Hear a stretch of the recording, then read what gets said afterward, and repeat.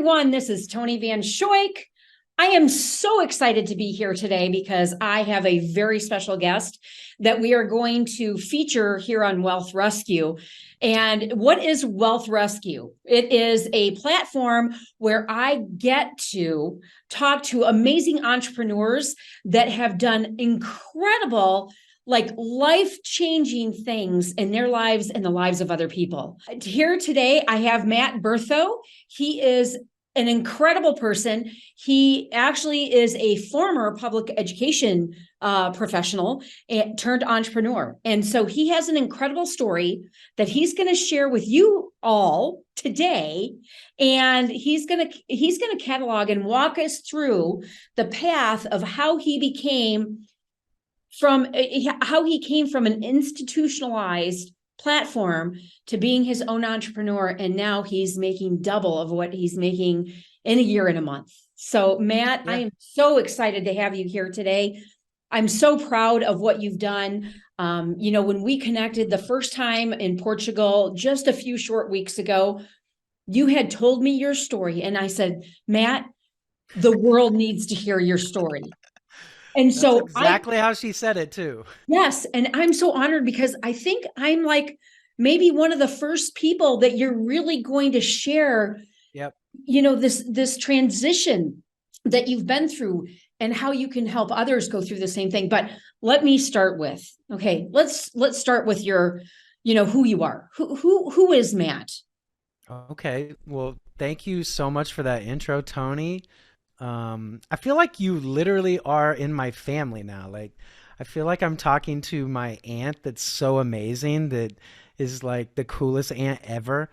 Um, but that's kind of how I felt in Portugal when I met you, is I know her.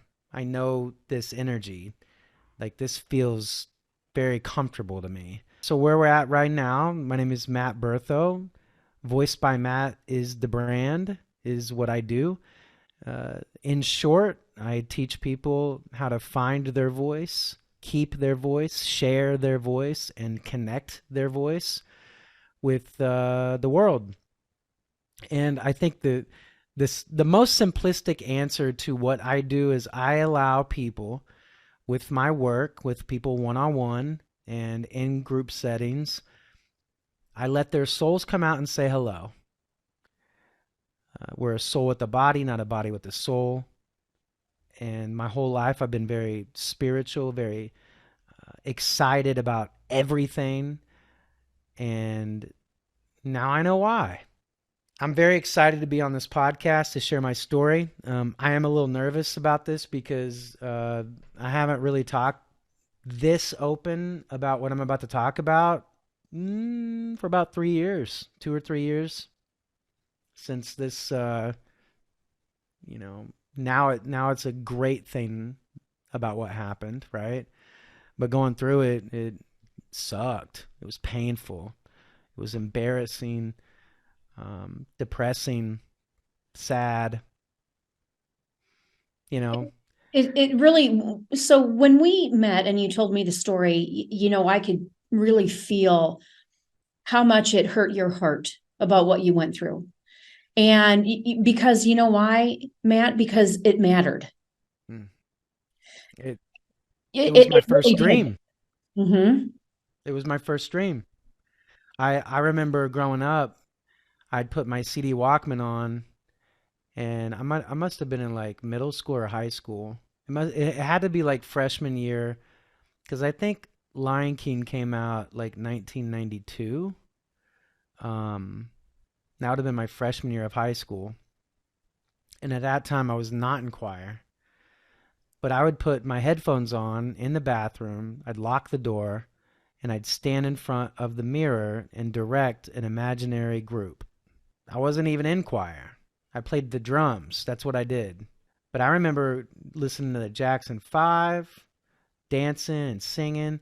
My brothers and I would get the big camcorder on our shoulders and make lip sync music videos. Like, we were doing TikTok before TikTok existed. Um, we have all these family videos of just being silly and using, you know, being boys and using my voice. You know what? Even though you were a kid, you still started that path, but you didn't know it yet. Mm. I joined choir in middle school and because I loved singing. And then when I got to high school, it was not cool. Not cool at all. And so I quit. I didn't even try. In the middle of my junior year, this girl broke up with me. I dated for 2.5 years, and she broke up with me. And I went to the counselor, Bob Tessman, and over a series of weeks, he helped me. I didn't know I was depressed. I didn't know I was sad. He goes, Matt, what do you love? And I said, Kylie. And he said, no. What do you love? What do you love that you're not doing right now? And I was like, I love helping people. I love seeing people happy. This is Matt Berthot, junior year. And he goes, okay, well, is there something that you like to do that you're not doing right now that's maybe like a hobby that you really like? And I was like, oh my God. I said, I like to sing a little bit. He said, okay, we're going to enroll you in choir right now. I was like, okay, when? You're going to start next semester. So middle of my junior year, Toni, this jock boy, 3-sport athlete, state champion wrestler, 4-time state champion team, um, baseball catcher, left field, right field, football, defense, loved hitting people. I joined choir, and I thought I was real hot shit. And I got in there, and it was like, man, I don't know what I'm doing. I don't know how to read music. What are key signatures? I have no idea what they're talking about. I don't know how to play piano. I was a joke, but I had a big heart, and I really wanted to be good. Yeah, Can go I ahead. ask you a question? So when you decided to make that transition, okay, and I was in 4 different high schools when Oh, I was wow. a child, and the transition of something that you probably when you were playing all those sports didn't know a lot of people that were in the arts, Mm-mm. and right, and No, not at all. basically your friends. So how was that transition for you as a teenager? Being in the sports arena and then moving over into the arts arena, how was that for you, and how did you handle that, and what happened? Oh man, I felt like a phony, like every day, and I got made fun of, by these kids, because I sang nasal with a country accent too, because we're close to the Oklahoma border, and so I talk with low tongue and kind of talk like this, and this is stuff I'd have had to work on big time. So I took my first voice lessons as a senior. I didn't even know that was a thing, and I took lessons from people that I thought had a good voice, and I was like, I want to get better. And so then I just fell in love with it, and I was like, I'm going to be a music teacher. Mhm. Went to college, took music theory. I failed like twice because I didn't know how to read music. So I got made fun of a lot in college. And I thought that my sports friends would make fun of me. They didn't make the fun of me. They thought it was cool that I was in, you know, my first musical, Into the Woods. I was Rapunzel's prince.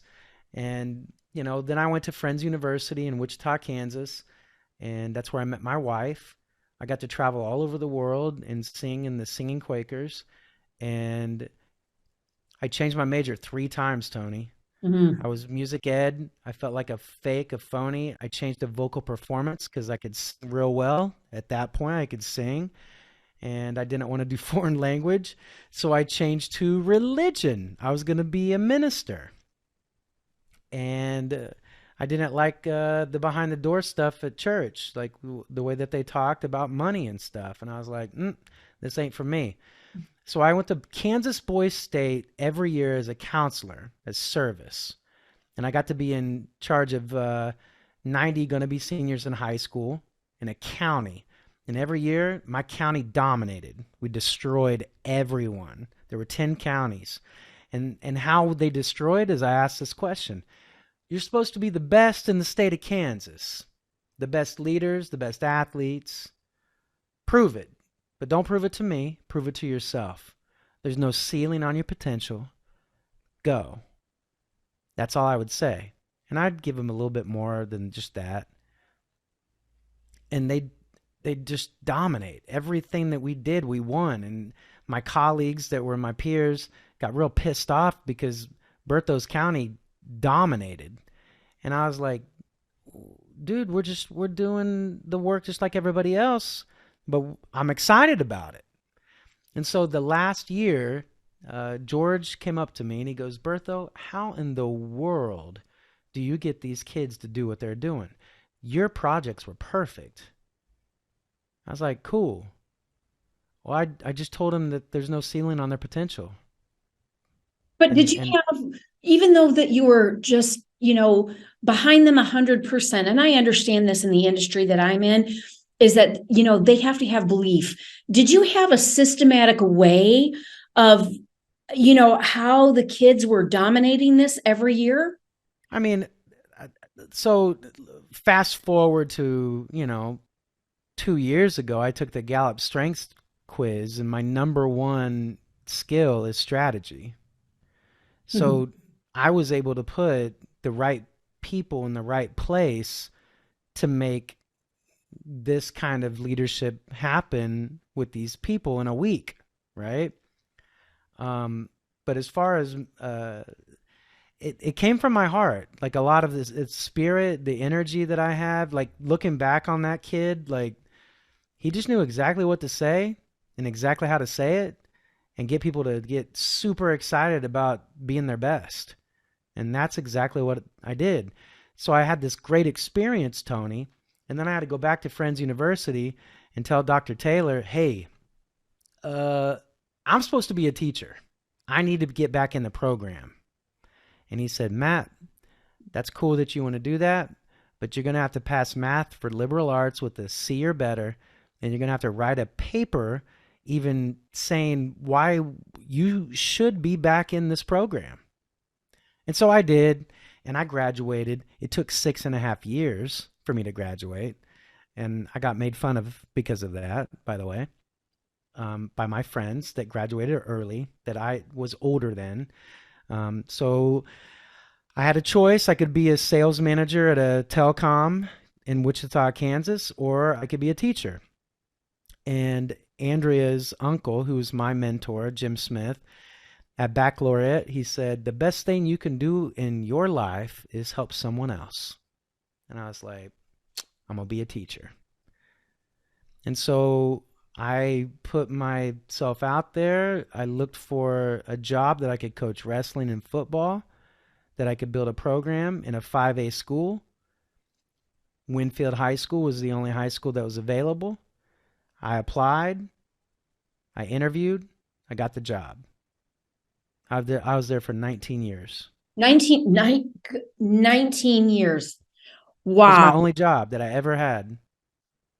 And that's a rarity in these days, because usually it's every 2 to 3 years people are jumping from job to job to job. Mhm. So the longevity of your career in the school that you were in, it went fairly well from based on what we talked about until the last 2 or 3 years. Oh yeah, like I did everything you could possibly do to have quote success as a choir teacher. I was up for Grammy Teacher of the Year. I was in the quarterfinalists for that. I was up for Teacher of the Year. I was up for Master Teacher of the Year. Um, I got to present in London. That was my own accord with the Estel Voice Model. I presented in London in 2019 on performance magic, which is where we're going. I started Link Crew at Winfield High School, and Link Crew, I started that 17 years ago.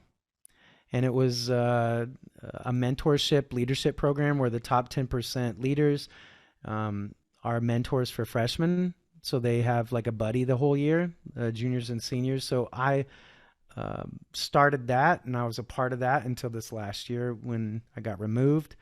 Um, but my office at the high school, and my room at the high school was the safest place in the high school. I did lessons in that high school. Everybody wanted to come to my room and hang out. Everybody wanted to eat in my room and hang out. We made the coolest things ever. We had a thing called Blue and White Starry Night, which is an outside commercial music concert that I started. And then we had Candlelight Concert, which was a Christmas concert that we did. And then Vikings on Broadway was my claim to fame. It's my baby.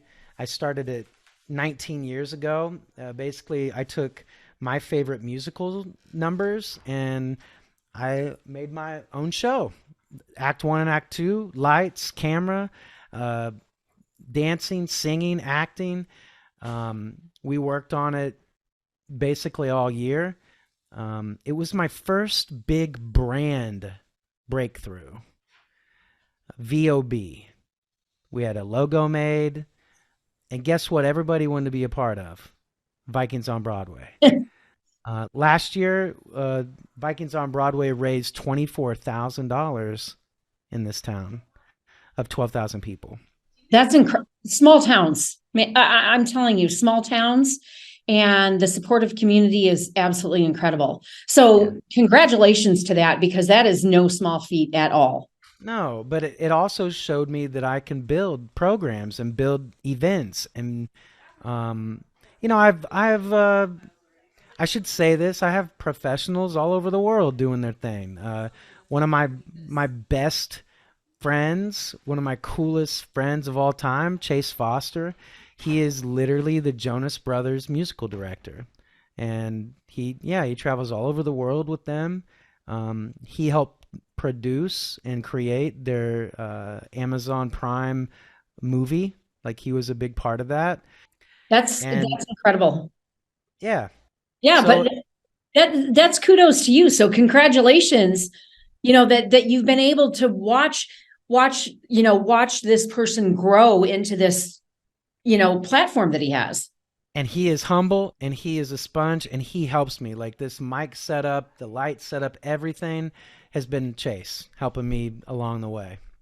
That's my husband. That's what he's like, my AV guy, my tech and my, all the technology stuff. So Yeah. it's always great to have somebody in your back pocket like that. Oh yeah, for sure. Right? I really want you to talk about, the thing that shocked me, because I come from a family of educators, so I understand the challenges, but I also understand that, that over especially the last 3 to 4 years is that the rules and all of the things, and I'll just put them under that category, the things going on in the public education system makes it very, very much more difficult for public school teachers and public admins to do their job.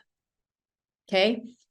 And it's gotten more stringent as we have gone on as a society. Actually, Matt, back it's been at least 15 years. And my aunt was a teacher in a very small farming community in Northwest Illinois. It was about an hour and 15 minutes outside of Chicago. And the reason why she left early before her full retirement was because of the restrictions. And this was 15 years ago, more and more restrictions. And I know that you've especially felt that, especially over the last 3 to 5 years. So if you could talk a little bit about where you were and when that transition started, that would be wonderful. So I'm a guy that when I do things for a long time, the same way I get very bored, and I constantly want to grow. And when I did the Estel voice training 7 years ago, at 38 years old, I was like, I can still grow. I didn't know I could still grow at 38. And so that opened up a whole new world for me. All right. I weighed about 250 something at that point, and I didn't even know like I could get better. I thought, I've lived the best years of my life. This is it.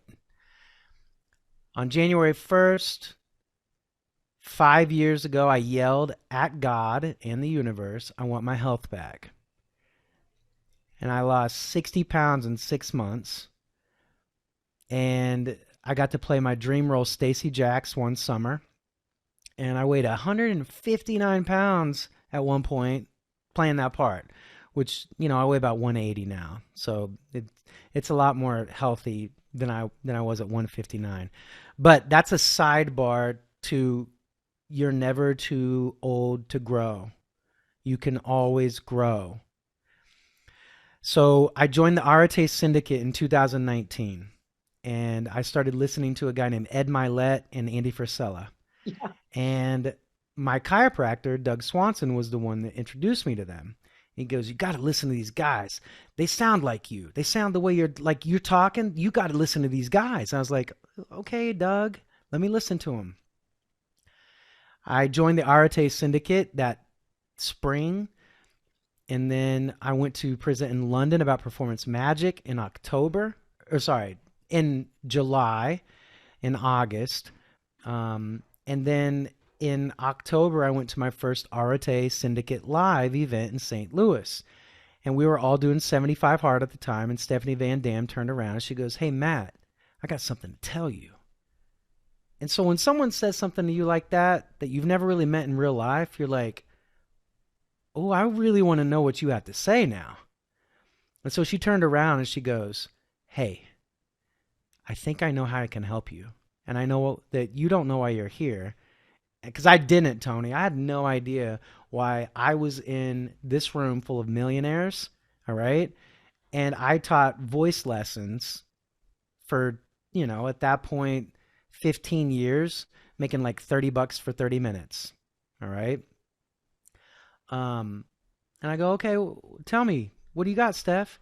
She goes, "Did you know that Tony Robbins is a vocal coach?" And I was like, "Oh, I can do that. I can totally do that." And so I started taking notes on Ed Milet and Jesse Itzler and Andy Frisella and Tony Watley.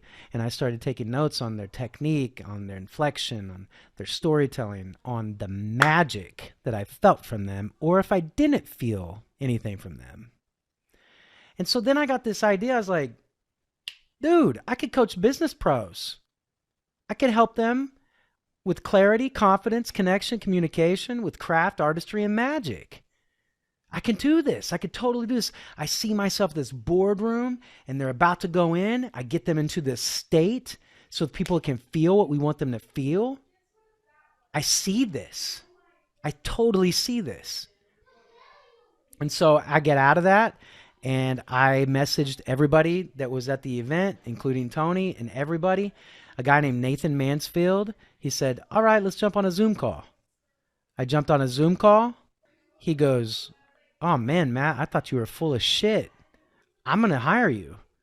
I was like, "Okay, man, let's do And this." this was when? This was what year? 5 years ago, Wow. 2019. Wow. So that was a divine moment. Huge, huge. And I had to say to myself out loud, Toni, $500 an hour, $500 an hour, $500 an hour for like 2 weeks, because I would say it like this: "This is $500 an hour." $500 an hour. Like I didn't know how to say that word because I was making $60 an hour in my private voice lessons. I got my first CEO client and I started coaching him and I started helping him and he started growing, and he goes, "Matt, you're not just a vocal coach, man. You got to quit saying that. You're way more than a vocal coach." And I was like, "Okay, what am I? Am I a performance coach? Am I a life coach? What am I?" And then my mentors kept saying, "Stay in voice, stay in voice, stay in voice, stay in voice." And I was like, "But I don't see any voice coaches doing what I'm doing." Mm-hmm. And I mean, I didn't know, because you're in it, right? When you're in it, it's like, what am I supposed to do? So I got a few more clients in December, a few more clients moving forward. And then I had these clients that I was meeting with, like probably 3 or 4 a week for, lessons or coaching sessions, right? There was no program. There was no kind of, start point, end point. It was like, kind of one off. Hey, Tony, do you need to work with me this week? Or do you want to work next week? Like, there was no program, there was nothing. And so COVID happened, and my joy got ripped away from me, my students, and Hmm. it sunk me. And I'm on a Zoom call at my house, Google Meets, and everybody shows up, and we're like, oh, we're gonna make the best of this, and we're doing the check-ins, we're doing all the things, and then I noticed gradually they stopped showing up, and I'd reach out to my admin and say, hey, they're not showing up. What do I do? It's okay.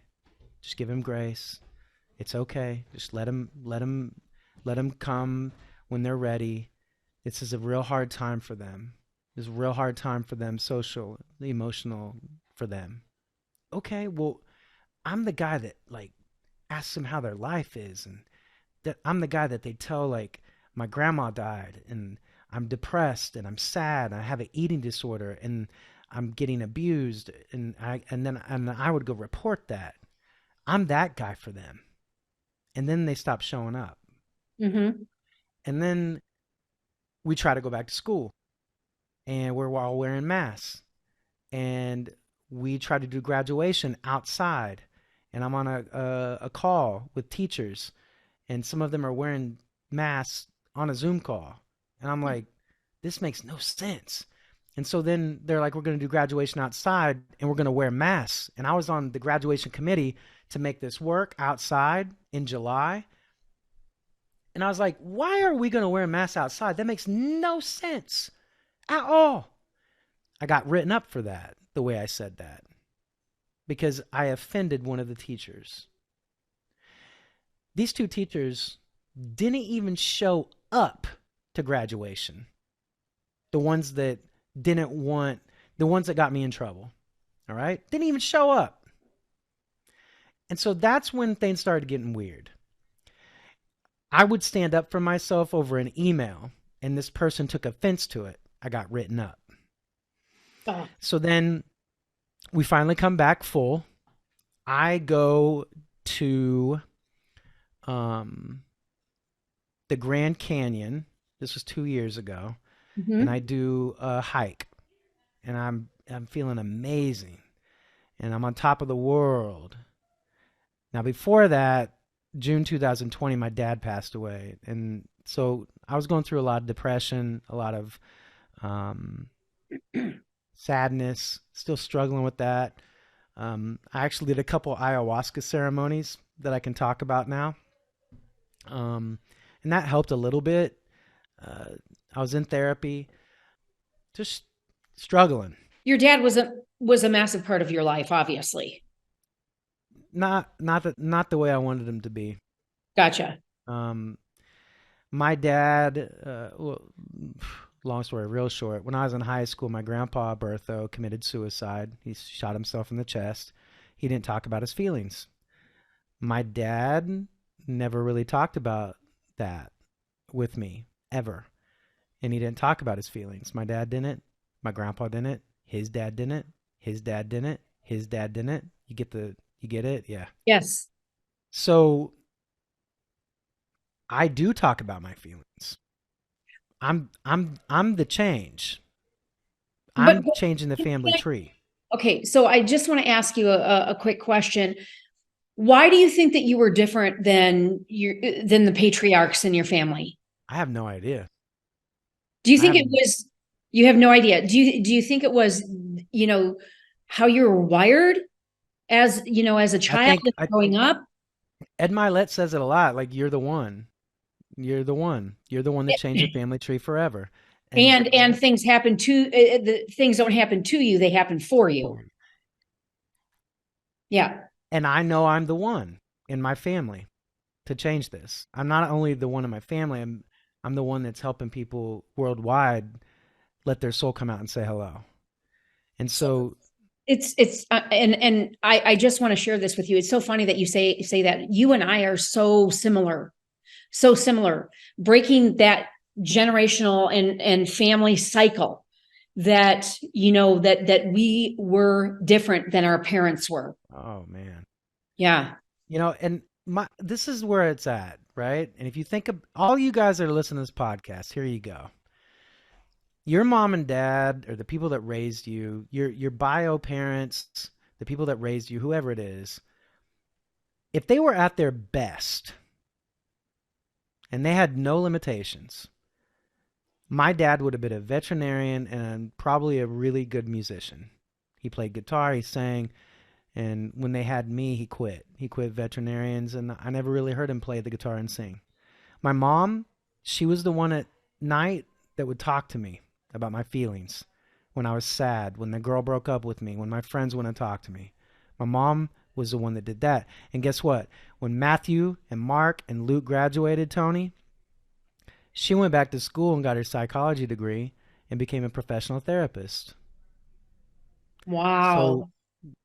I believe that everybody has access to be their best full potential self. Mm. I'm getting to live that now. So I got off track here. My dad passed away. Things got rocky. Um, we went back to school. I did this hike, this Grand Canyon hike, to try to get rid of this depression, this sadness. Because of course, me being a male, I was trying to beat it out of myself, and that did not work. So I come back. I'm in great shape. Veins on my freaking biceps, and I'm in the best shape of my life. And we're getting ready for this concert, and these two senior boys were being really kind of rude and very disrespectful. Well, they know better. And these are people that took lessons with me since they were like sixth graders, seventh graders. And I was like, I need to talk to them. Billy's my accompanist. Billy, I need to talk to these two. Something's not working. And I remember what my administration said: take him to a different room and talk to him. Don't talk to him in front of the group, Matt, because we don't want to embarrass him. So I was like, okay. So I took him into a side room. And I said, hey, what did I do? Like, why are you being so like hateful to me? What did I do? That's exactly how I said it. My veins were in my arms, and these two boys started crying and getting upset. And I was like, oh my gosh, what's going on? And they ran out of the room. And what did I do, Toni? I ran after them. I couldn't find them. And so what did I do? I went to go find an administrator. Couldn't find an administrator. Found a counselor. Counselor comes. What's going on? This is what happened. Because I'm passionate. I'm like, I don't know why they're upset. Like I was trying to help them, and then they were being a little unruly, and so I tried to take them into a different room. Well, Toni, I triggered their childhood trauma, and I got suspended Mm. for the first time. And this was after you were an educator there in that system for the same 15 or 16 years, correct? 17 years at this point. 17 years. Wow. And And so, Matt, I just want to be clear for our listeners listening to this. You had given 17 years of excellent service. And because two of these boys, who are my leaders who I love, and they love me. very rarely I'm never at a loss for words. And I just, of course, you don't know what's going through their mind or anything like that, but I'm sure that they're just trying to stay out of trouble at this point. Well, in hindsight, they both have a relationship with me again, if that tells you anything. Mm-hmm. Um, Fast forward to the next year. We took my wife and I took in an amazing girl that needed a home, Sydney. She's actually here right now, and we're helping her with college right now, which I'm very. That was a part of the plan too, to have a Berthot scholarship. I just didn't know it happened like that. You'd never know, right? Yeah. So fast forward to this year, November, a student that I've taught voice lessons to since she was 7 is a freshman. She's singing a song. I pull her aside. I say, hey, I want you to talk about the strength that you have dealing with the situation with your father. That's all I said. This other little girl heard what I said. My girl gets out there in front of her freshman group. She sings. She cries a little bit. She gets through it. She sits down. She feels amazing. That's my girl. She killed it. This little girl that heard me say that wanted to get me fired. I heard people say that. She leans over to this girl and goes, "Oh my gosh, I heard what he said to you. Are you okay? Did he trigger your childhood trauma?" This girl goes to the assistant principal, or the principal, one of them, and says, "Hey, this happened." I get suspended for a week. I come back to school. We have to postpone a lot of auditions and things. Go to Christmas break. We get through Christmas break. I'm like, oh, yeah, everything's great. I come back in January. The first hour I'm there, I get an email. You need to come to the office with a union rep. And I was like, okay, what? So I go down there, and they put this email in front of me that the names are redacted, and they're like, there's an allegation that you called a kid dumb and stupid to his face in front of another teacher. And I said to them, I want to go on record right now to let you know that never happened, and it never has happened. Are you kidding me? I got suspended. And then they said, hey, you know, at this point, the district board is actively looking to terminate you. So you need to talk to your lawyer and union rep and figure this out. And I was stunned. I was like, wow. So I call my union rep, call the lawyer. They're like, yeah, you know, this is what's happening. You should probably resign. And so I have this video that I videoed myself that morning crying because I had to do this. And I love them. I love these kids so much. I'm told later that the district and the board had never really talked about me being terminated. And I found out that I got some misinformation. But I already put my resignation in. And I finished through spring break. I was late to class one day, end of April. I texted one of my students to let them know I'm on my way.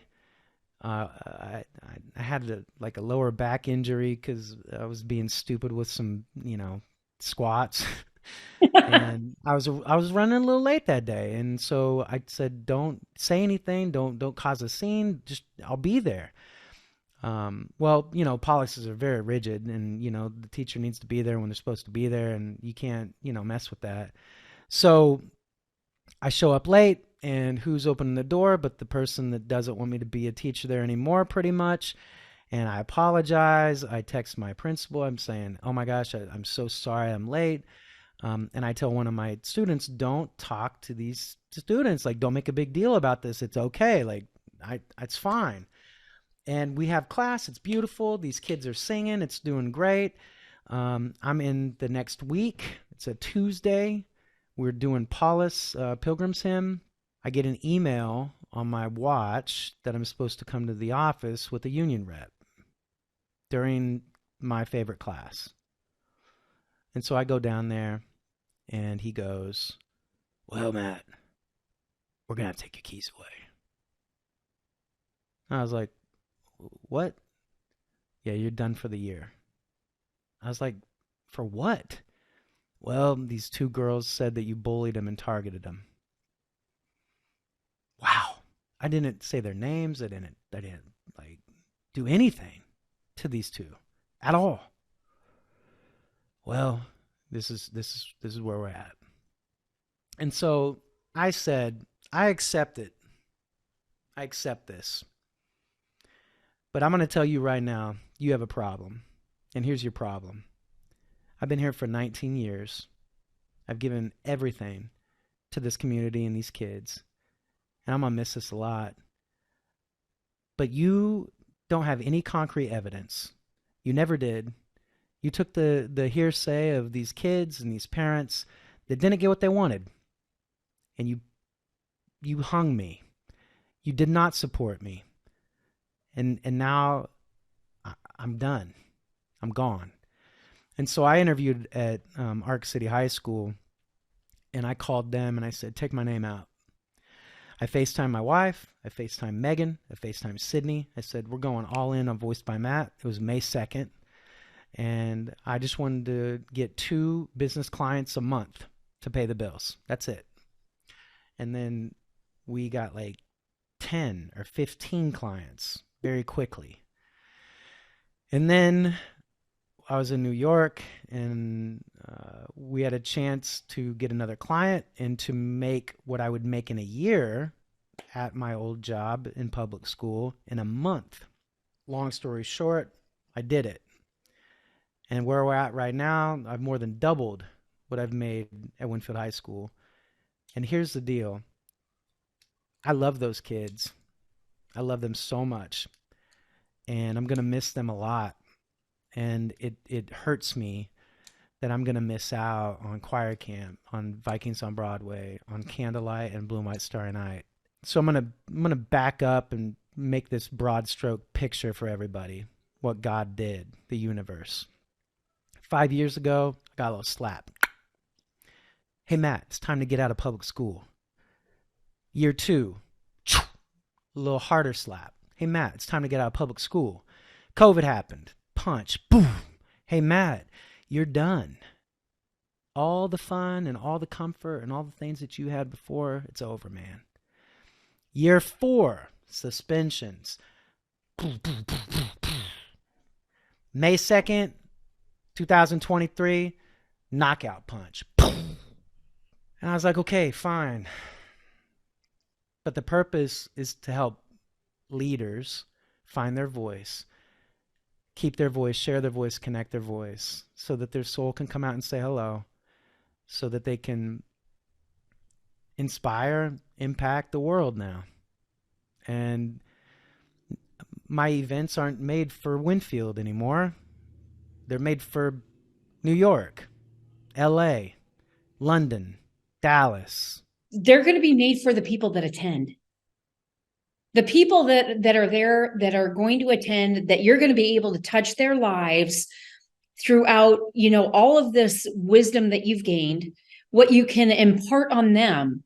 That's where the magic is. Yeah. And I get humbled every day, because just like all of you, when I wake up, you got doubt every day. That's why we do this work, to help better ourselves, right? But, I'll tell you this, like, I was working with a leader, a business leader. He's 52 years old. Great dude. His name's Mike. And I asked Mike if I could share this story. But he had his first call with me. And I told him my story about my dad, about how he passed away, and how my dad taught me to fish when I was little. And I told him how my dad came to me in a meditation and then taught me to fish with wholeness and love for people. So Mike is in the pond business, and they build ponds for people all over the country. And it was his dad's birthday on his first call. His dad is 78. And I told him a story of how 5 years ago I texted my dad. I said, hey, how come you don't say I love you? Because I say I love you to my sons and everybody. Why don't you say that? He didn't respond. So I called him and I said, Dad, I love you. Silence. I said, well, why don't you say it back? And this is what he said, Toni. He goes, Matt, I didn't even know I didn't say it back. And so there are generations of people out there, men and women, who have grown up not showing emotion, not saying those words. And so I told that story to Mike. And at the end of the call, he's crying. He goes, Matt, I'm gonna tell my dad I love him today. I was like, okay, Mike, let me know how it goes. So I just kind of forgot about it. I was shopping in Wichita with Sid. And he called, and he called again, and he texted me. And so I called him. He was on speakerphone in my Jeep. He goes, Matt, I just got to tell you, I called my dad, and we had this great conversation. And at the end of the call, I said, I love you. And Matt, I heard him say something I haven't heard in probably 20 plus years. He said, I love you too. I mean, it's as simple as we need more love, and love is everything. Love is faith. Love is God. Love is, I mean, just so many great things for so many of us. And I so appreciate that you shared that story with us, Matt. I mean, it really means a lot. I love what I do. And it's my purpose, it's my passion, it's my mission. And it's just crazy like how I've gotten to this point. 100%. It's magical. It It's is magical. magic by Matt, or Matt's magic, No. Oh, right? that's funny. That's funny. Yeah. Yeah. So, I know that we're coming up to the end of our time here together, but I'm so excited for your event in New York, and it's called Unmute Your Voice. The Hmm. hashtag is hashtag unmute, but Hmm. I would love for you to tell people a little bit more about that, and where can they find you? So, voicebymatt.com. You can find me on Instagram, Voice by Matt. You can find me on Facebook, Matt Berthot. Um, uh, the Unmute event is in New York, Grand Central Station, 21st floor, Serendipity Labs. I put together 10 people that I think are going to be able to share a lot of truth, um, a lot of love, a lot of their journey of how they got to this point. Um, I have so many people now that want to speak, and it's beautiful that we're building this community, this tribe of people that want to share their story and their voice. And New York is my favorite city. That's And I, that's that's incredible. So let me ask you one last closing part before we part ways with this interview, if at all. And I know that there's been many things that we've all learned over the course of time. You've shared so much with us, which I'm so grateful for. What would you say is the one life-changing thing that you would share with everybody, like your biggest learning piece of advice? What would be your piece of advice that's your non-negotiable, it's your number one thing? our soul, our spirit is eternal. And we get this one shot to live in this bodysuit for hopefully 100 years if we're lucky. Do you think that your spirit, your soul, wants to be in a body that it can't express itself, that it can't shine, that it can't sing, that it can't dance, that it can't speak the truth? I think that our soul and our spirit signed up to play on this earth and to enjoy living in this body, to taste, to smell, to hear, to touch, to be, to experience wholly, not just going through the motions of life. And every time that we neglect our body, we're not letting our spirit come out and say hello. And so the work of working out or meditating or taking care of your body, it's so that your spirit can come out and say hello. Your soul can come out and say hello. And that's what I would leave everybody with is you got a very tiny, tiny time on this earth. And your spirit signed up for this, man. Your soul wants to express itself. I think it's our duty with this body that we have to do everything we can to help that spirit shine. That was incredible. Matt, I want to thank you so much for your time today. I'm just so honored and truly grateful that you shared your journey with us and your wonderful words of wisdom. And I can't thank you enough. And thank you for being on the Wealth Rescue. And I can't wait to share your messaging and have you back on the show. Definitely want to have you back on the show after the event in New York. Oh yeah. Yes. But you guys, so we're going to include all of Matt's links, where you can find him, where you can find his event in New York City in September. And the best part is that you guys, you need to connect, follow him, share his content. It is wonderful what he puts out there. And the best part is that you all have an opportunity, if he's speaking to your soul and you know that you need to work with him, we'll include all of that information for you. Matt, I want to thank you so much for being on today. Toni, you're so amazing. I love you. You're so amazing. You know what? I love you too. And you know, you started, when you went back and said that, I just want to take a second. And we first started talking and you would always say, I love you. I love you. And I heard it from your heart and you meant it. With us not knowing each other very well, those 3 words have more power than anything else in the world. Yeah. But thank you for sharing that and sharing your message. And I love you too, brother. All right, you guys, thank you so much.